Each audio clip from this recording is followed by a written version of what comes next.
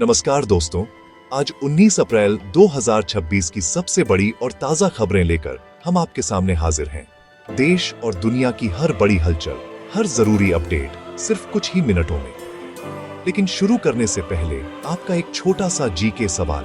भारत का पहला प्रधानमंत्री कौन था? ए. महात्मा गांधी, बी. जवाहरलाल नेहरू, सी. सरदार पटेल, डी. सुभाष चंद्र बोस। सही जवाब कमेंट में लिखिए। सही जवाब देने वालों को मिलेगा खास शाउट आउट।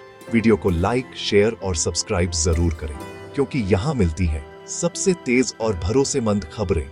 तो चलिए शुरू करते हैं आज की बड़ी खबरों का सिलसिला। पीएम मोदी आज राष्ट्र को संबोधित करेंगे। आज प्रधानमंत्री रात 8:30 बजे देश को संबोधित करेंगे। माना जा रहा है कि इस संबोधन में राष्ट्रीय सुरक्षा, वेस्ट एशिया में बढ़ते तनाव और भारत की रणनीति पर विस्तार से चर्चा हो सकती है। इसके अलावा आम जनता से जुड़े कुछ बड़े फैसलों या नई योजनाओं का ऐलान भी संभव माना जा रहा है। राजनीतिक और आर्थिक मोर्चे पर सरकार के अगले कदम क्या होंगे, इस पर पूरे देश की नजरें टिकी हुई हैं और यह भाषण काफी अहम माना जा रहा है। बढ़ते हैं अगली खबर की तरफ। वेस्ट एशिया संकट गहराया, भारत सतर्क। ईरान और होर्मुज क्षेत्र में लगातार बढ़ते तनाव ने वैश्विक चिंता बढ़ा दी है। कई जहाजों पर हमले और रूट बदलने की घटनाएं सामने आई हैं, जिससे अंतर्राष्ट्रीय व्यापार और तेल सप्लाई प्रभावित हो सकती है।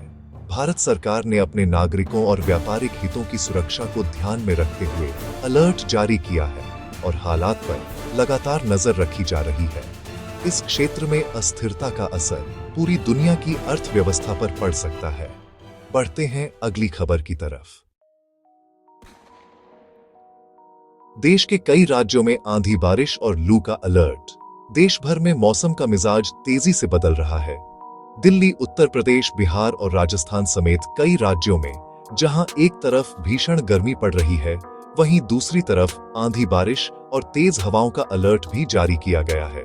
तापमान 40 से 44 डिग्री तक पहुंच चुका है, जिससे लोगों को सतर्क रहने की सलाह दी गई है। मौसम विभाग ने चेतावनी दी है कि अचानक बदलाव से जनजीवन प्रभावित हो सकता है। बढ़ते हैं अगली खबर की तरफ। राजस्थान अंतर्राष्ट्रीय लिंक वाले आरोपी की गिरफ्तारी। राजस्थान के जैसलमेर से एक संदिग्ध व्यक्ति को गिरफ्तार किया गया है, जिस पर टेलीग्राम के जरिए साजिश रचने का आरोप है। जांच एजेंसियों के अनुसार आरोपी के अंतर्राष्ट्रीय संपर्क भी सामने आए हैं, जिससे सुरक्षा एजेंसियां और ज्यादा सतर्क हो गई हैं। यह मामला राष्ट्रीय सुरक्षा से जुड़ा हुआ माना जा रहा है और जांच लगातार जारी है। आने वाले दिनों में इससे जुड़े और बड़े खुलासे हो सकते हैं, जिससे पूरे नेटवर्क का पर्दाफाश संभव है। बढ़ते हैं अगली खबर की तरफ। राजस्थान में बाल विवाह रोकने के लिए इस बार अक्षय तृतीया के मौके पर प्रशासन ने सचमुच सख्त अभियान चलाया है।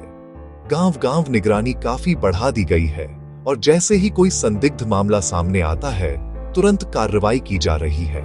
इसके साथ ही लोगों को बाल विवाह के दुष्परिणामों के बारे में समझाने के लिए जागरूकता अभियान भी चलाए जा रहे हैं। सरकार और सामाजिक संस्थाएं मिलकर इस कुप्रथा को खत्म करने के लिए लगातार प्रयास कर रही हैं, ताकि समाज में सकारात्मक बदलाव आ सके। बढ़ते हैं अगली खबर की तरफ। मध्य प्रदेश में सिंहस्थ 2028 के लिए राज्य सरकार ने 30,000 करोड़ रुपए का एक मेगा प्लान तैयार किया है, ताकि यह आयोजन भव्य और वैश्विक स्तर पर हो सके। खास तौर से इंफ्रास्ट्रक्चर, यातायात और सुविधाओं के विकास पर विशेष ध्यान दिया जा रहा है। राज्य सरकार ने केंद्र से 20,000 करोड़ रुपए की मदद भी मांगी है। उम्मीद की जा रही है कि यह आयोजन पर्यटन और अर्थव्यवस्था को मजबूत करने में बड़ी भूमिका निभाएगा और लाखों श्रद्धालु इसमें शामिल होंगे। बढ़ते हैं अगली खबर की तरफ। मध्य प्रदेश में पराली जलाने के मामलों में इस बार राज्य सबसे आगे निकलता नजर आ रहा है। गेहूं की कटाई के बाद खेतों को साफ करने के लिए किसान पराली जला रहे हैं, जिससे प्रदूषण का स्तर लगातार बढ़ रहा है।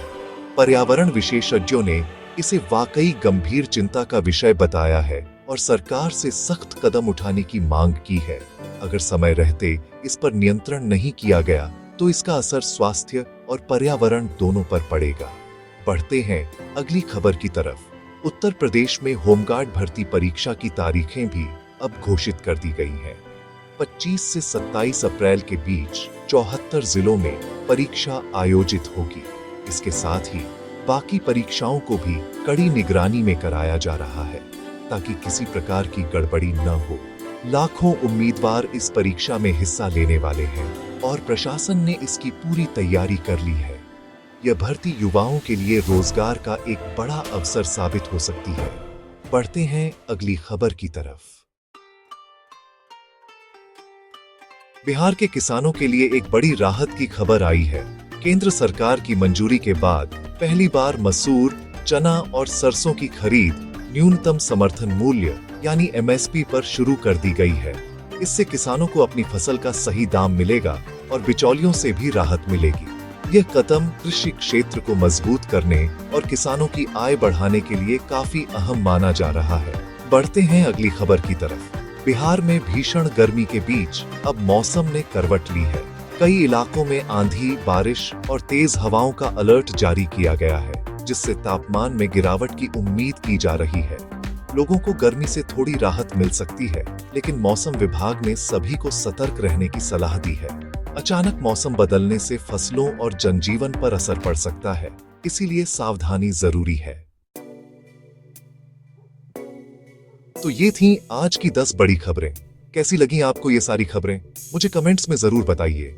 अगर वीडियो अच्छा लगा हो तो इसे लाइक कीजिए और अगर आपने चैनल को सब्सक्राइब नहीं किया है तो अभी सब्सक्राइब कीजिए। साथ ही घंटी के निशान को दबाना मत भूलिएगा ताकि आपको हमारी हर नई वीडियो का नोटिफिकेशन सबसे पहले मिले। मैं फिर मिलूंगा ऐसी ही अच्छी और खास खबरों के साथ। तब तक के लिए जय श्री राम, जय हिंद, वंदे मातरम।